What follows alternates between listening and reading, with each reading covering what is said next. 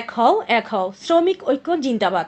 এই প্রতিপাদ্যকে সামনে রেখে আগামী 28শে ফেব্রুয়ারি জামালপুরের দেওয়ানগঞ্জ উপজেলার জিল বাংলা চিনিকল ওয়ার্কার্স ইউনিয়নের 2025-26-এর দ্বিবার্ষিক সাধারণ নির্বাচন অনুষ্ঠানের জন্য ব্যাপক প্রস্তুতি গ্রহণ করা হয়েছে জানিয়েছেন প্রধান নির্বাচন কমিশনার মোহাম্মদ শরীফুল ইসলাম সিআইসি।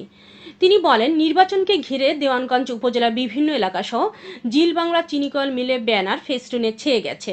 জিল বাংলা চিনিকল ওয়ার্কার্স ইউনিয়নের দ্বিবার্ষিক সাধারণ নির্বাচনে 11টি পদের জন্য 19 জন প্রার্থী নির্বাচনে প্রতিদ্বন্দ্বিতা করেছেন।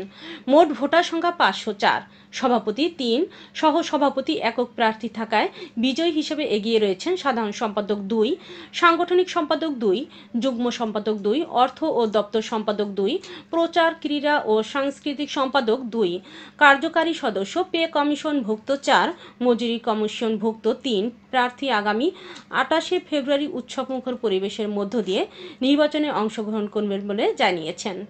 বিস্তারিত থাকছে শরীফুল ইসলাম ঝোকনের প্রতিবেদনে। জিল বাংলা সুগার মিলে আসন্ন দ্বিবার্ষিক সাধারণ নির্বাচনে ওয়ার্কার্স ইউনিয়নের সাধারণ নির্বাচন আগামী 28 তারিখ শুক্রবার আমাদের নির্বাচন অনুষ্ঠিত হবে। এই নির্বাচনকে ঘিরে আমরা সর্বময় সব কিছুই আমরা প্রশাসন থেকে শুরু করে আইন শৃঙ্খলা শুরু করে এই ভোট যাতে সুষ্ঠু এবং নিরপেক্ষভাবে আমরা উপহার দিতে পারি এজন্য সার্বিক সব ধরনের আমরা প্রস্তুতি নিয়েছি। ইতিমধ্যে আমাদের আর্মি, পুলিশ, বিডিআর, র্যাব সব কিছুই আমরা আমাদের মোটামুটিভাবে প্রস্তুত রেখেছি। আমাদের এখানে মোট ভোটার সংখ্যা 504 জন। আমাদের এই নির্বাচনে 19 জন প্রার্থী প্রতিদ্বন্দ্বিতা করছে।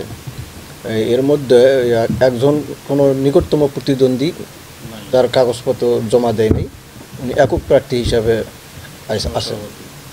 সহসভাপতি পদে একক পদে আসেন। আর সভাপতি পদে মনোনয়ন নিয়েছেন 3 জন, সাধারণ সম্পাদক পদে নিয়েছে 2 জন।